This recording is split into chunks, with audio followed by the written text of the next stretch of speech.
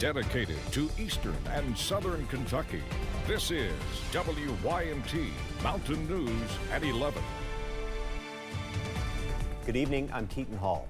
Today, local contracted debris removal crews in Letcher County went on what they call a safety stand down. 15 contracted groups are saying they will not continue working until they get the answers they're looking for and things go back to normal. The crews say the restrictions have changed since they were hired and no longer allowing them to do the job that needs to be done, and it's creating new safety hazards for the workers.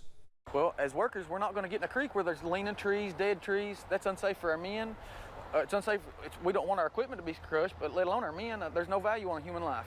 So it's unsafe for us to work in conditions like that when they say these trees are uneligible. Okay, when 2 weeks prior they were eligible.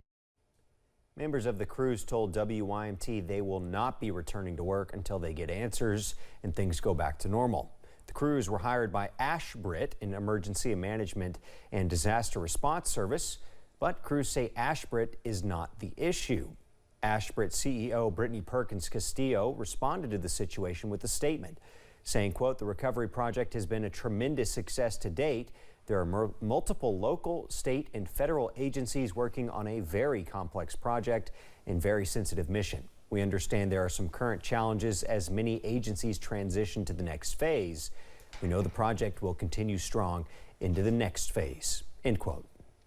Leaders from the city of Prestonsburg and Floyd County are preparing for new potential. The Thunder Ridge racing track will soon be reclaimed after decades of vacancy, finding new life as the Thunder Ridge Industrial Park. The development, funded by an AML grant for $3 million, is expected to bring new industry and job opportunities to the region. We're on the border of 3 counties there. It's not just Floyd County. It helps Johnson County, Martin, and Floyd. So it's, and we really think that this is going to be an area that we can not only develop Thunder Ridge, but the entire area. So we are excited. Williams says the investment in Floyd County is really an investment in the future of the region. An old-time favorite in Richmond was resurrected for one night only tonight. Hundreds lined up to get just a few minutes to step inside the Family Dog, a downtown Richmond bar that closed more than 20 years ago. The Dog opened for just a few hours Friday night for EKU's homecoming weekend, giving alumni a chance to walk down memory lane about their time in Richmond. Hundreds waited for over an hour to get just a few minutes with an old friend. The neatest thing for me is you're in college for 3-4 short years, right? 4 for most of us, and it's the best friends of your life. And you get back together and you pick up where you left off, and it's amazing. The bar opened in 1974. The owners closed it so they could take care of family. A lot of people in line said they would hope that the bar would reopen. An appeals court has temporarily halted President Biden's student relief program. This comes as the president touted the program and his administration's accomplishment ahead of the November 8th midterm elections today in Delaware. Deborah Alfarone has more details from the White House.